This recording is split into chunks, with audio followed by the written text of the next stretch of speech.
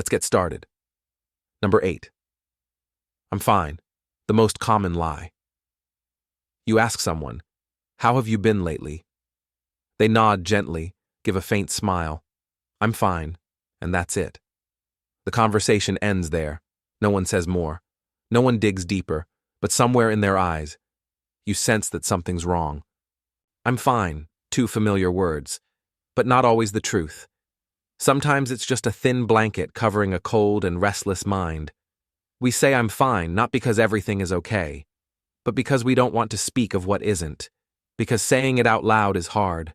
Hard to express, hard to hold back tears, hard to face the listener's reaction. That phrase is like a glossy coat of paint over a crack. It looks okay on the outside, but even the slightest touch could shatter it all. I'm fine is not reassurance. It's a subtle way of shielding from more hurt, a social mask we've all worn, because sometimes we're just too tired to explain how we feel. In truth, I'm fine isn't exactly a lie. It's a way to survive when you're not ready to open up. But sometimes, it's a silent cry for help, a fragile message wrapped in quiet. Please look a little closer. Ask again. I need you. Number 7. I'm only saying this for your own good. It sounds comforting. A gentle phrase wrapped in concern and care, like someone reaching out to pull you up from a mistake. But pause for a moment. Who's good exactly? Who truly has the right to decide what is good for you? When someone says, I just want what's best for you. You'll understand one day, trust me. I'm only doing this because I care. They might be using care as a mask for control. Not all advice is bad, but not all advice is harmless. Some advice is delivered like a soft sentence where you're already ruled wrong before you've had a chance to speak. Behind that help is a silent message, I know better than you. And if you don't follow me, you'll regret it. If you react, they respond gently. Why are you so defensive? I'm just trying to help. If you refuse, they seem hurt. So you don't trust me. The tricky part is this. They don't see it as pressure. They truly believe they're helping. And that makes it hard to say no without feeling guilty. You start to wonder, am I being selfish? Am I too defensive? Am I pushing away the only person who truly cares? Meanwhile, the power to decide over your body, your life, your emotions has quietly slipped out of your hands. Not because you're weak, but because the words were too soft, too comforting, just enough to lower your guard. Number 6. The illusion of choice. You walk into a coffee shop. The server smiles and asks, would you like a large or medium? You hesitate for a moment, then choose medium. It feels reasonable. You were given a choice and you feel satisfied with your decision. But something feels off. You just picked a coffee size but never got to choose whether you even wanted coffee. Welcome to the illusion of choice. You're allowed to choose, but only from a set of options already designed for you. Not true freedom, but freedom within a frame built by someone else. A child is asked, do you want to brush your teeth or put on pajamas first? Not, are you ready to go to bed? The salesperson says, would you like to pay in cash or with a card? Not, are you sure you want to buy this? When you're only given 2 choices, you tend to forget that there's a third option saying no.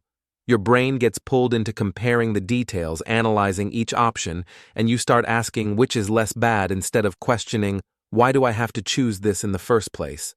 And once you make a choice even by accident or under pressure, you start defending it as if it was truly your own. That's how the illusion of control works. It gives you the feeling of power while quietly guiding you along tracks laid by someone else. And the scariest part. Most of us don't realize it until it's far too late. Number 5. We need to talk. 4 words that trigger panic. No need to shout. No need to be harsh. Just a single message. We need to talk. And suddenly your entire mind plummets. In that very moment, a chain of automatic reactions begins. Your stomach tightens. Your hands start to sweat. Your mind races into a maze of worst-case scenarios. You don't know what's coming, and that unknown scares you more than anything else. Just 4 short words, no accusation, no detail, no context. Yet they activate every single alarm system in your brain. Because the human brain hates ambiguity. We are creatures who crave answers, and when they're not provided, we fill the gaps with the worst possible stories.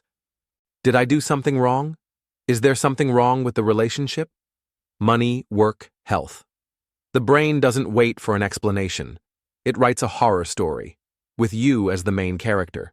And the tragedy is, you start to believe that story, before anyone even says a word. Even worse, the person who says it holds all the emotional control. They know what's going on.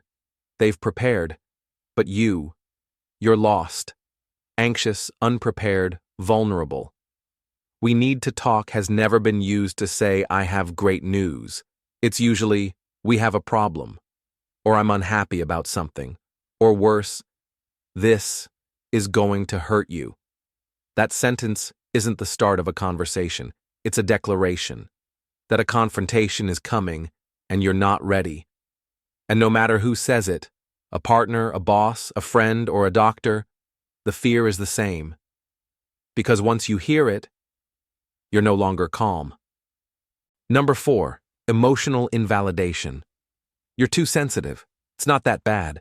You open up to someone about something that hurt you, a word, an action, a moment of feeling disrespected, and instead of listening, they respond with, you're overreacting. That's nothing. Why are you always so negative? Just one sentence and everything you just shared suddenly feels wrong. You start to wonder, am I being too sensitive? Am I making a big deal out of something small? But the truth is, it's not an overreaction, it's your emotion. And emotions aren't right or wrong, they just are. The problem is, they don't know how to handle your feelings, so they deny them. They feel uncomfortable, and instead of sitting with you through it, they push you away with words that sound harmless. Just look on the bright side. Some people have it way worse. This too shall pass. It sounds gentle. But underneath what they're really saying is, I don't want to see your vulnerability. I don't want you to be complicated. I just want you to be quiet and smile again. Sometimes it's wrapped in a joke, I was just kidding. And when you go quiet out of hurt, they blame you. Geez, don't you have a sense of humor? And you, instead of protecting your feelings, begin to defend their reaction. You stop being sure which emotions are valid and which are not. You start to doubt your own memory. Because you've been taught indirectly that if your feelings make others uncomfortable, then you must be the problem. Number 3. I'm not angry, I'm just disappointed. You forgot an appointment, a promise, something important to someone else but fleeting to you, and then they didn't yell, they didn't scold you, they just looked at you and said, I'm not angry, I'm just disappointed. In that moment, no shouting, no tears, and yet your heart sank. Anger comes fast and fades fast, but disappointment lingers. It doesn't explode, it seeps in. People get angry because you did something wrong, but people get disappointed because they believed you wouldn't. It's not just a mistake. It's the breaking of a picture they once held of you. Disappointment is a way of saying, I expected better, and you didn't live up to it. It cuts deeper than an error. It touches your sense of worth, loyalty, and the expectations once placed on you. From a parent, that phrase can make a child feel not just like they messed up, but like they are a bad child. From a partner, it's not just hurt, it's the sense that you're no longer someone they trust. And in your own mind, those words plant the thought, I made someone feel pain. And it was my fault. Intentional or not, this is a subtle form of emotional manipulation. There's no direct accusation, but it still makes you feel like you owe something. Because the speaker doesn't play the victim. They play the one hurt because they trusted you. And you almost always want to do something to erase that look, to reclaim the version of yourself they once believed in, even if deep down, it wasn't entirely your fault. Number 2, the psychological game in your inbox. An email pops up. It begins with the phrase, just a friendly reminder. You pause, read it again. and something inside you tightens. No one's yelling, no one's accusing, yet somehow you still feel scolded in a very polite way.